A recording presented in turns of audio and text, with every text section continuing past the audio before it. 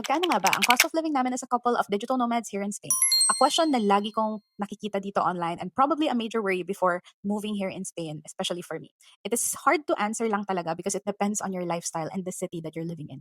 Because the cost of living in Spain, I feel, makes sense for their minimum wage. Of course, if you guys watch my other videos, the minimum income requirement for the Spain Digital Nomad Visa is twice their minimum wage. So for me, it's actually comparable sa Metro Manila, yung cost of living, especially if you're already earning this much. So let me break it down quickly. Yung decent one-bedroom apartment here in Spain, to be honest, is comparable price-wise pricingly sa one-bedroom condos sa Manila. Outside the cities, like Alicante, Salamanca, Murcia, Gihon, it would be a lot cheaper, definitely, than let's say Barcelona. For us, we found our two-bedroom apartment close to the beach in Alicante for 800 euros per month. And I feel like this was just the apartment that we got at the time na malapit na mag-peak yung summer season. So I don't think we got the best deal, but definitely we really like this apartment. It has a really good vibe and location that fits us. We have to give a deposit of 3 months actually. So 1 month advance and then 2 months na deposit. It was unusually higher, I would say, than some of my friends that had only put down 1 month advance and 1 month deposit. Because like I said, it was like summer season nung naghahanap kami ng apartment. But this apartment really felt like it was for us. So with that opportunity, we just grabbed it. Groceries, I would say, would probably depend then. Of course, in the Philippines, when I used to live alone, I rarely cook because it's not really worth it. Kasi I would cook more for my dog and do freezer meals for him than myself. Kasi alam ko hindi ko mauubos kung ano man yung lulutuin ko.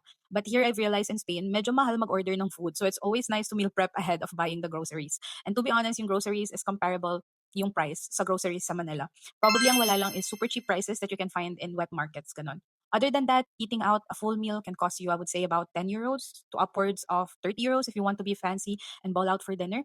So that's why then kami we don't feel like eating out as much as we used to in Manila, especially because there's not much restaurants here that we really are like craving pa. But then again, we just moved here from Barcelona, so we're still exploring pa. Other than that, if you're a freelancer here, of course, you'll be registered as an autonomo. So you have to pay Social Security, which on the first 12 months since you've registered will be around 88 euros. But definitely tataas yan depending on how much you're earning. And then in taxes naman, yan yung medyo mabigat for a lot of autonomous. Kasi it is based talaga yung percentage kung magkano yung kinikita mo. It starts at 19%, then goes upwards to 47%. But it always scares people when I say it goes up to 47%. But don't forget that a lot of people are earning like so much. So that's why there's also a higher cap. So if you are making maybe for two people, like one main applicant and one dependent, I would say usually yung minimum income requirement na yon would be around 4,000 euros. Usually yung tax percentage would be around 26 to 27%. And then I did a breakdown video for that as well and a live just recently, so definitely check that out. But the misconception I think here in Europe is that it's so much more expensive. Of course, I wouldn't deny that it's more expensive than living in the Philippines, and especially with cities like Barcelona or Madrid, it is a whole lot expensive talaga. But Spain as a whole changes your mindset on what matters, on your lifestyle, and what you spend your money on and what you spend your time on, to be honest. Yun talaga yung I feel nagbago with how I handle money.